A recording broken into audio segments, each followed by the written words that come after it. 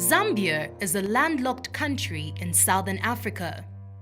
It was formerly known as Northern Rhodesia and received its independence in 1964. It has a population of about 16 million people, with over 80% below the poverty line. Its largest export has been copper, but nickel has become a close second. The southern province of Zambia is home to the city of Livingstone, which is best known for the breathtaking Victoria Falls and safari parks. A few miles west of Livingstone lies the border town of Kazungula, which is the only river crossing from Zambia to Botswana and points south. Kazungula's economy is farming, fishing, and the processing of custom papers for truck drivers traveling to and from South Africa. In short, many residents of the town have no real means of making money. Parents who want their child to attend primary school and beyond are required to pay school fees and often must purchase a school uniform. The upshot is that only a small percentage of children go beyond primary school. And up until recently, children did not even have the ability to complete secondary school. Kazungula town had no secondary school. It was not until 2014 when we started the first grade 10 when we opened Kazungula boarding secondary school. Compounding this dire economic situation is the fact that the only way for trucks to cross into Botswana is by pontoon, which is dependent on the ebb and flow of the Zambezi River and how well the pontoons are maintained. Normally, because of the border issues, we stay long here because of some issues like the pontoons, the breakdowns for the pontoons, and you would find on one pontoon is working, so you find there's a long queue. For you to leave this border is maybe a week or 9 days at times. With so few trucks crossing daily, this creates a perfect storm of lonely, bored truck drivers and a population, primarily female, who have no means of earning an income.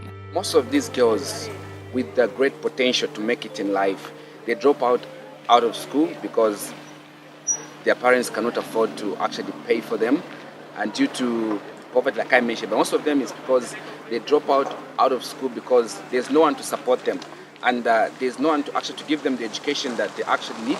So the only option that they have, which is a risky one, is just to engage in very immoral activities. High poverty levels, you will definitely find these children falling prey.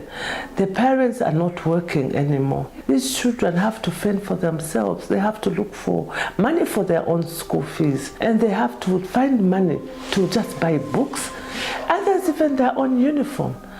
So how else can they get this? They find a truck driver who offers them money for sex, and then what do? But go for it. They pray definitely that it doesn't go to sex, but just the money. But here's the man who has the money and the power. He'll take advantage of this young lady. I'm 17 years old. I live with my aunt.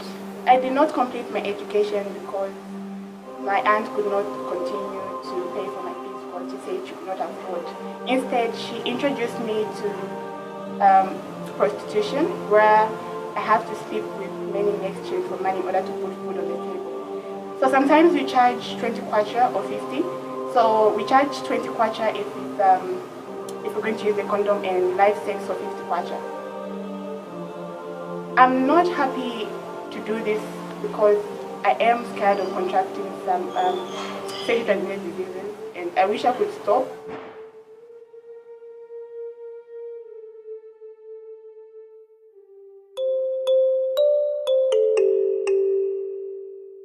Lushomo Trust, I started because I was involved in rehabilitation of commercial sex workers under Kwenua.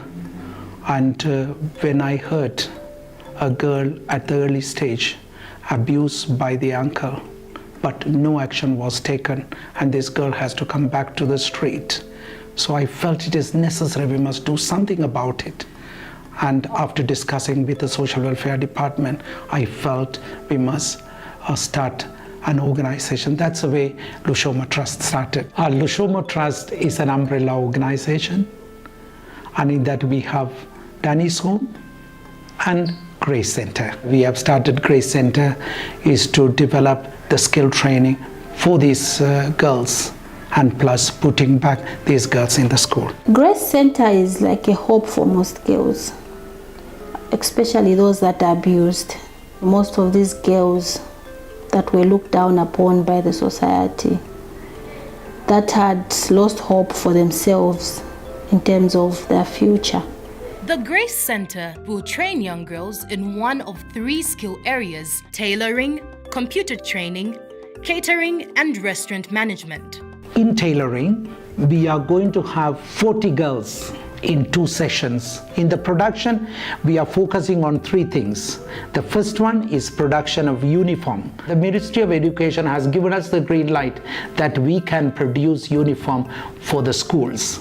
The second one is the uniforms for the commercial sector.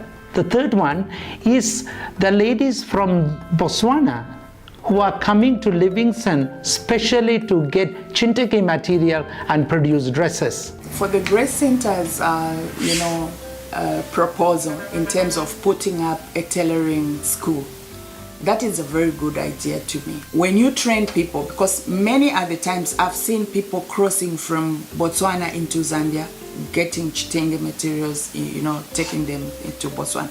But if they put up a tailoring shop or a tailoring school, it will help them, because those people who normally go beyond Kazungola, maybe into Livingstone, they'll be ending up in Kazungola. The second training is the computer training. These girls will be able to go and work in some of these organizations like clearing houses. The computer training center could not have come at a better time than this one, because after the children have done their grade 12 and they have the chance of doing this computer training, they will be more employable and more useful to their community.